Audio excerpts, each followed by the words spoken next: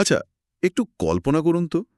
মানে ধরুন ছোটদের একটা দারুণ জনপ্রিয় মুভিতে খুব মজার একটা ফ্যান্টাসি চরিত্রে অভিনয় করার জন্য কেউ চুক্তিবদ্ধ হয়েছেন। হ্যাঁ, বেশ এক্সাইটিং একটা ব্যাপার। হ্যাঁ, কিন্তু সেই চরিত্রের মেকআপ নেওয়ার যে শারীরিক আর মানসিক যন্ত্রণা, সেটা এতটাই চরম আকার ধারণ করল যে তাকে শান্ত রাখার জন্য স্টুডিও থেকে সোজা একজন প্রাক্তন সিআইএ ইন্টারোগেশন এক্সপার্ট বা জিজ্ঞাসাবাদ বিশেষজ্ঞকে ভাড়া করে আনতে হলো।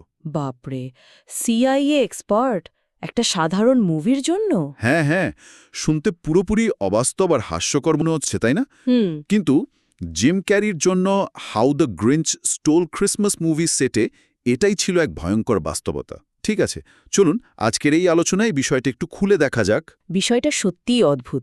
মানে সিআইএ এবং ডক্টর সিউজ, এই দুটো নাম একই বাক্যে থাকাটাই তো এক ধরনের বিশাল বৈপরীত্য। একদমই তাই। তবে আজ আমরা আসলে মানুষের মনস্তত্ত্বের এমন একটা গোলকধাঁধায় প্রবেশ করছি যা অত্যন্ত কৌতূহলোদ্দীপক। আমরা বোঝার চেষ্টা করছি মানুষের এন্ডিউরেন্স বা চরম অবস্থায় টিকে থাকার মানসিকতা ঠিক কিভাবে কাজ করে। ঠিক। বিনোদনের খাতিরে মানুষ যখন স্বেচ্ছায় নিজের উপর অবর্ণনীয় শারীরিক ও মানসিক নির্যাতন চালিয়ে যায়, সেই অবস্থা থেকে শুরু করে বাস্তব জীবনে জীবন মরণের সন্ধিক্ষণে দাঁড়িয়ে মানুষ কিভাবে নিজের মানসিক ভারসাম্য ধরে রাখে, আজ এই পুরো যাত্রাপথটি আমরা বিশ্লেষণ করব। আর এই যাত্রার শুরুতেই হলিউডের মেকআপ চেয়ারের গন্তগুলো শুনিলে যে কারো চোখ কপালে উঠতে বাধ্য। আমরা স্ক্রিনে যে জাদুকরী দুনিয়া দেখি, তার পেছনের বাস্তবতা আক্ষরিক অর্থে প্রাণঘাতী হতে পারে। অনেকেই হয়তো বিষয়টা সেভাবে ভেবে দেখেন না। সত্যি বলতে আমি ভাবতাম সিনেমা সেটে হয়তো একটু অস্বস্তি হয়, কিন্তু হলিউডের শুরুর দিকের ইতিহাস ঘাঁটলে দেখা যায় এটা সরাসরি জীবনের জন্য হুমকি ছিল। হ্যাঁ, একদম ঠিক। যেমন ধরুন সেই বিখ্যাত classic movie the wizard of অজ। সেখানে টিন ম্যান চরিত্রে প্রথমে অভিনয় করার কথা ছিল বাডি অ্যাবসেনের। তাকে রূপালি রং দেওয়ার জন্য মেকআপ আর্টিস্টরা খাঁটি অ্যালুমিনিয়ামের ডাস্ট বা গুঁড়ো ব্যবহার করেছিলেন। এর বৈজ্ঞানিক দিকটা চিন্তা করলে কিন্তু রীতিমতো শিউরে উঠতে হয়। কেন? বিষয়টা একটু বুঝিয়ে বলবেন? দেখুন, অ্যালুমিনিয়াম ডাস্ট যখন মানুষের শ্বাসনালী দিয়ে সরাসরি ফুসফুসের ভেতর প্রবেশ করে, তখন তা ফুসফুসের অ্যালভিওলাই বা ক্ষুদ্র বায়ুথলিগুলোর গায়ে একটা আস্তরণ তৈরি করে ফেলে। ও মাই গড! হ্যাঁ, এর ফলে ফুসফুস অক্সিজেন গ্রহণ করার ক্ষমতাই পুরোপুরি হারিয়ে ফেলে। তার মানে আক্ষরিক অর্থেই তার ফুসফুস কাজ করা বন্ধ করে দিয়েছিল।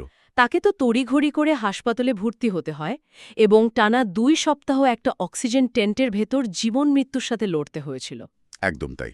এটা একটা ভয়ঙ্কর অভিজ্ঞতা। কিন্তু গল্প তো এখানেই শেষ নয়।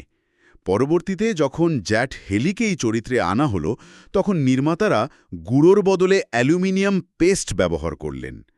কিন্তু তাতেও রক্ষা হয়নি। পেস্টেও সমস্যা হয়েছিল। হ্যাঁ, সেই পেস্টের কারণে জ্যাক হেলির চোখে মারাত্মক ইনফেকশন হয়ে যায়।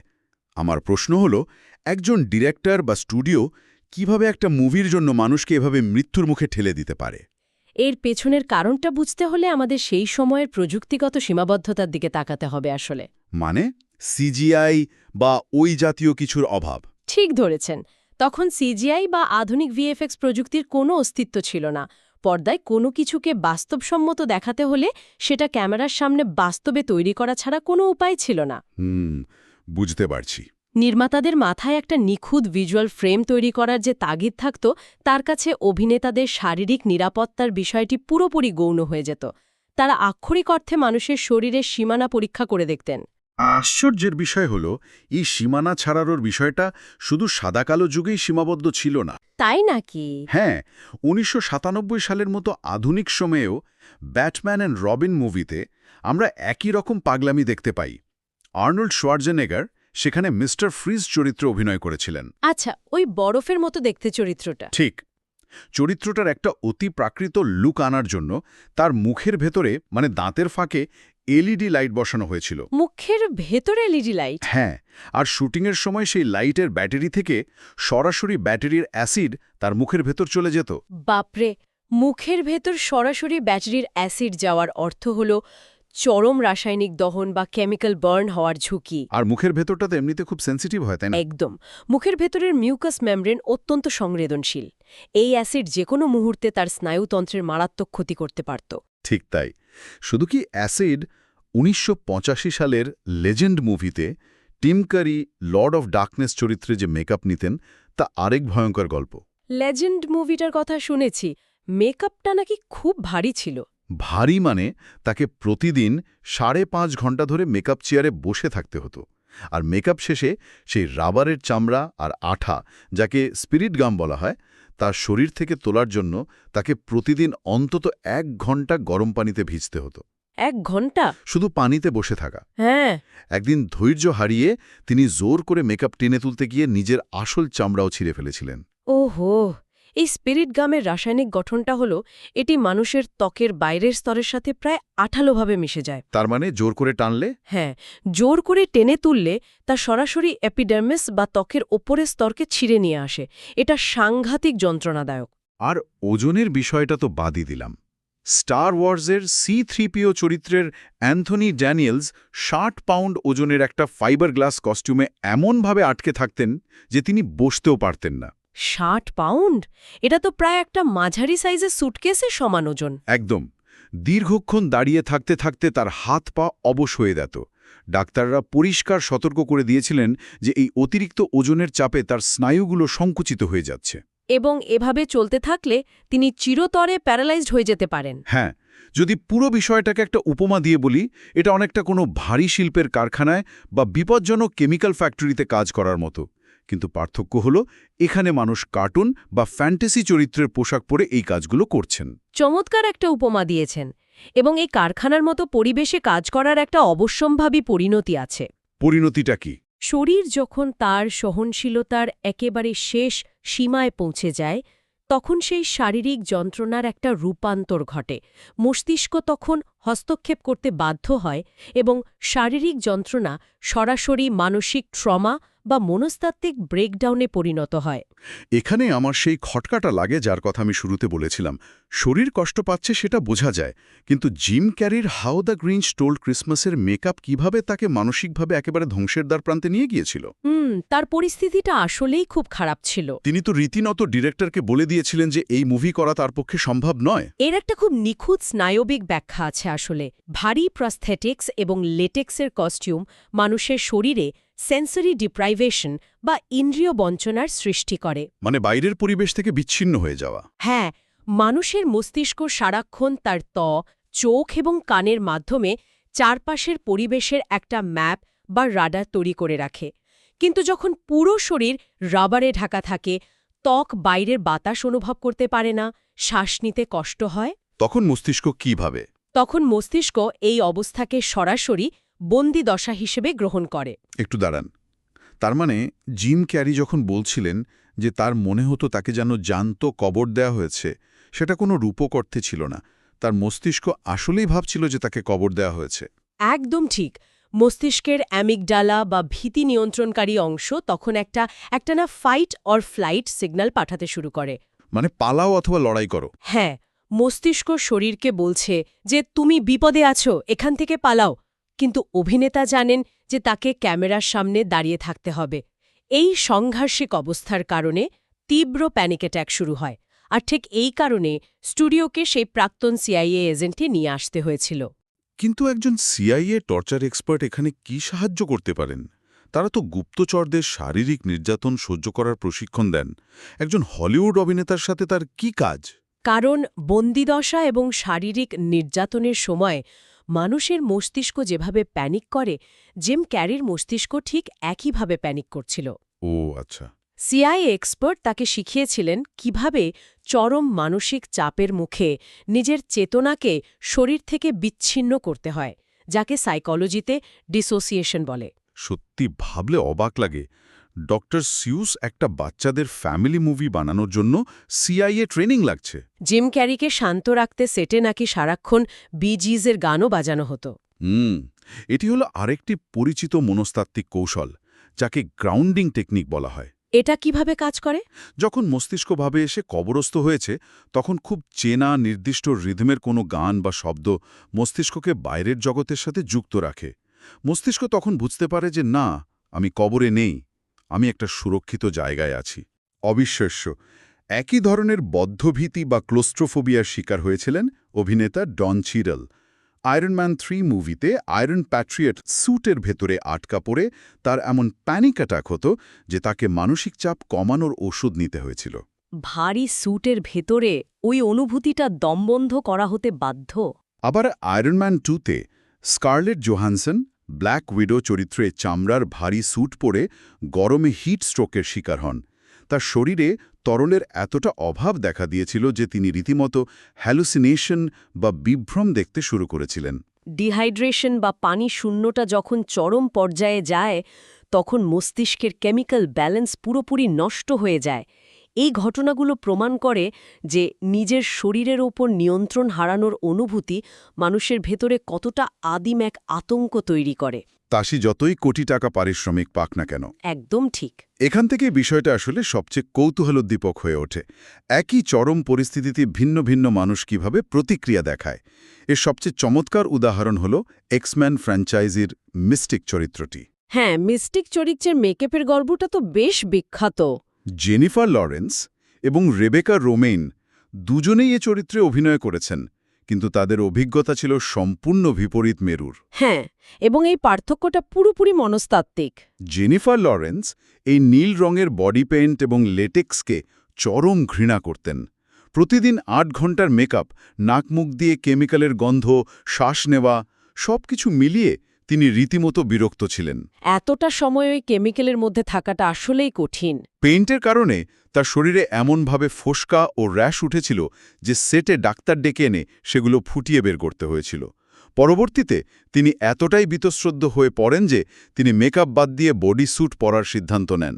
কিন্তু রেবেকা রোমেনের ব্যাপারটা আলাদা ছিল, তাই না? হ্যাঁ, রেবেকা রোমেন, যিনি প্রথম 3টি এক্সম্যান মুভিতে ছিলেন, তিনি এই পুরো প্রক্রিয়াটিকে দারুণ উপভোগ করতেন। অথচ রেবেকার জর্নিটা কিন্তু জেনিফারের চেয়ে কোনো অংশে সহজ ছিল না। একদমই না। রেবেকাকে মাঝরাতে কল টাইমে এসে 9 ঘন্টা ধরে মেকআপ নিতে হতো। তাকে বাথরুমে গেলে নীল রঙের টয়লেট সিট ফেলে আসতে হতো। হা হা, নীল টয়লেট সিট! এমনকি অতিরিক্ত নীল রঙের কারণে একবার তিনি নীল বমিও করেছিলেন। এত হাস্যকর আর কষ্টকর অভিজ্ঞতার পরও তিনি এই মেকআপকে একটা মাস্টারপিস মনে করতেন।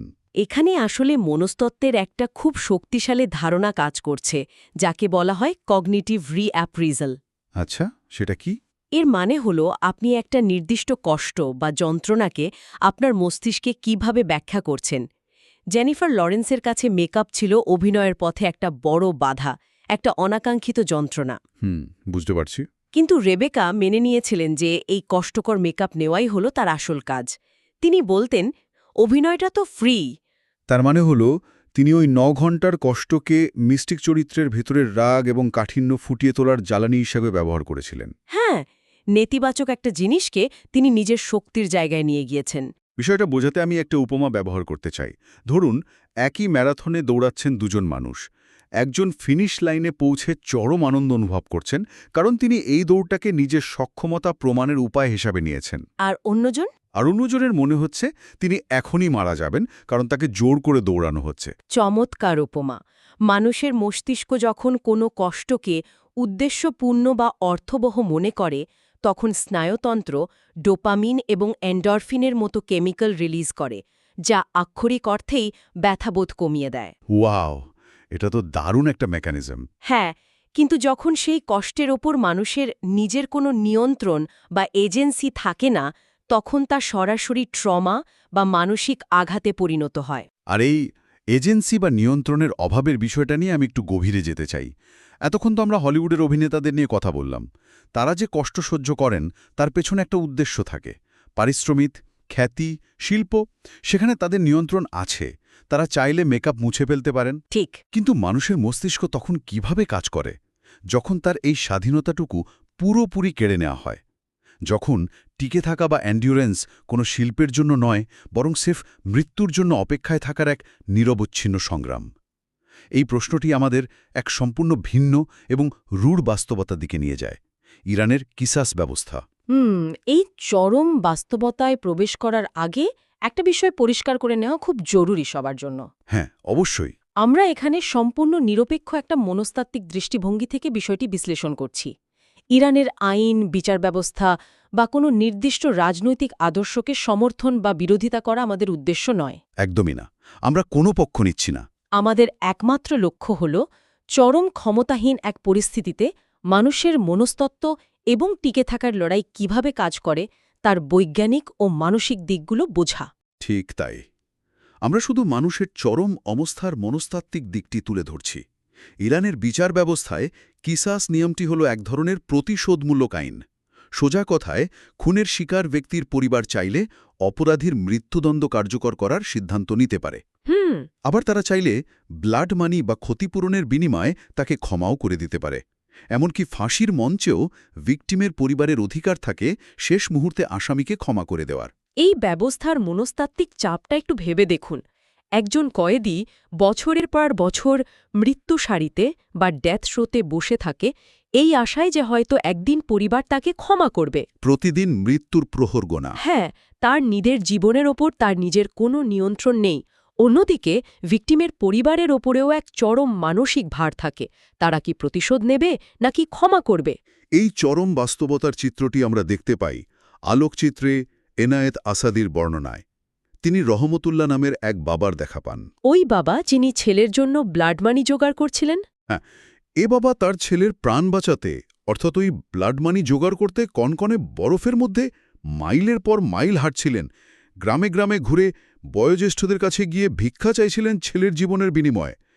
এই বাবার যে এন্ডিওরেন্স, একে আপনি কিভাবে ব্যাখ্যা করবেন? যখন কোনো মানুষের আপনজনের জীবন বিপন্ন হয় তখন মস্তিষ্ক সোজা সার্ভাইভাল মোডে চলে যায়। এই অবস্থায় মানুষের শরীরে দীর্ঘমেয়াদে কর্টিসলের মতো স্ট্রেস হরমোন নিঃসৃত হতে থাকে, যা খুব ক্ষতিকর, তাই না? হ্যাঁ, হলিউডের অভিনেতাদের কষ্টটা তো সাময়িক, কিন্তু এই বাবার কষ্টটা একটানা। আশা নামক অনুভূতিটি এখানে এক ধরনের নিউরোলজিক্যাল ফুয়েল বা জ্বালানি হিসেবে কাজ করে, যা তাকে ওই বরফের মধ্যেও শারীরিক ক্লান্তি ভুলিয়ে হাঁটতে বাধ্য করছিল। অবিশ্বাস্য। এনায়েত আসাদি নিজেও এই ট্রমার ভেতর দিয়ে গেছেন। তিনি তার দুই ছোটবেলার বন্ধু আব্বাস এবং মাজাহেরকে মৃত্যুদণ্ডে হারাতে দেখেছেন। এই ব্যক্তিগত ক্ষতি তাকে উদ্বুদ্ধ করেছিল ওই সব মানুষদের গল্প তুলে আনতে যারা মৃত্যুসারি থেকে ফিরে এসেছেন। এবং এর মধ্যে সবচেয়ে মর্মান্তিক গল্পটি হল মেহেদি নামের এক কয়েদির। হ্যাঁ, মেহেদি ১৩ বছর মৃত্যুসারিতে ছিলেন। একটু ভেবে দেখুন শ্রোতারা, ১৩টা বছর। তাকে ৩ বার ফাঁসির মঞ্চে নিয়ে যাওয়া হয়। এই জায়গাটা মনস্তাত্ত্বিক দৃষ্টিকোণ থেকে সবচেয়ে ভয়ঙ্কর। মৃত্যুর জন্য প্রস্তুত হওয়া এবং তারপর আবার সেলে ফিরে আসা। প্রতিবার যখন তাকে ফাঁসির মঞ্চে নেওয়া হয়েছে, তার স্নায়ুতন্ত্র মেনে নিয়েছে যে এটাই তার জীবনের শেষ দিন। ঠিক যখন তৃতীয়বার তার গলায় দড়ি পরানো হয়, একেবারে শেষ মুহূর্তে ভিকটিমের পরিবার তাকে ক্ষমা করে দেয়। বাপরে, একেবারে শেষ মুহূর্তে? হ্যাঁ, কিন্তু এই দীর্ঘ ১৩ বছরের অমানবিক অপেক্ষার কারণে তার স্ত্রী তাকে ছেড়ে চলে গিয়েছিলেন। মেহেদির জীবন ফিরে পেয়েছিলেন ঠিকই, কিন্তু ততদিনে তার পৃথিবীটা পুরোপুরি ধ্বংস হয়ে গেছে। এখানে নিয়ার মিস বা মৃত্যুকে খুব কাছ থেকে দেখে ফিরে আসার ট্রমাটি কাজ করে। যখন গলায় ফাঁসির দড়ি পরানো হয় তখন মস্তিষ্ক তার সর্বোচ্চ ফাইট অর ফ্লাইট রেসপন্সে থাকে। আর যখন ক্ষমা করে দেওয়া হলো, আর যখন হঠাৎ করে ক্ষমা করা হয় তখন অ্যাড্রিনালিনের যে আকস্মিক পতন ঘটে তা স্নায়ুতন্ত্রের জন্য একটা বিশাল শক বা ধাক্কা। ১৩ বছর ধরে এই মৃত্যুভয়ের মধ্যে থাকতে থাকতে একজন মানুষের মস্তিষ্ক ভবিষ্যৎ নিয়ে চিন্তা করার ক্ষমতাই হারিয়ে ফেলে। অন্যদিকে ভিকটিমের পরিবারের দিক থেকে ভাবলে, একজন মানুষের জীবন শেষ করে দেওয়ার পূর্ণ ক্ষমতা হাতে পাওয়ার পরও তাকে ক্ষমা করে দেওয়া, এটা মনস্তাত্ত্বিক শক্তির এক অন্যরকম চূড়া। একেবারেই তাই। নিজের সন্তানের খুনিকে চোখের সামনে দেখেও প্রতিশোধের স্পৃহাকে দমিয়ে রাখা, এর জন্য কি প্রচণ্ড মানসিক শক্তির প্রয়োজন তা কল্পনা করাও কঠিন। দেখুন, প্রতিশোধ নেওয়াটা মানুষের একটা আদিম প্রবৃত্তি, কিন্তু ক্ষমা করাটা হল মানুষের উচ্চতর মানসিক সক্ষমতার প্রমাণ। এই ক্ষমা করার প্রক্রিয়ায় ভিকটিমের পরিবারকেও এক বিশাল মানসিক যন্ত্রণার ভেতর দিয়ে যেতে হয়। তাহলে এই সব কিছু শেষে আমরা আসলে কি বুঝতে পারলাম? আমরা একদিকে দেখলাম জিম ক্যারি গ্রিন স্যুটের ভেতরে আটকা পড়ে সিআইএর টর্চার ট্রেনিং নিচ্ছেন। আমরা দেখলাম রেবেকা রোমেইন যন্ত্রণাকে শিল্পের জ্বালানি বানাচ্ছেন। আর অন্যদিকে দেখলাম একজন বাবা বরফের মধ্যে হেঁটে বেড়াচ্ছেন ছেলের জীবনের জন্য, এবং একজন কয়েদি ১৩ বছর ধরে ফাঁসির দড়ি গলায় নেওয়ার অপেক্ষায় আছেন। এর মূল নির্যাস হল মানুষের টিকে থাকার বা এন্ডিউরেন্সের ক্ষমতা কোনো নির্দিষ্ট সীমানায় আবদ্ধ নয়।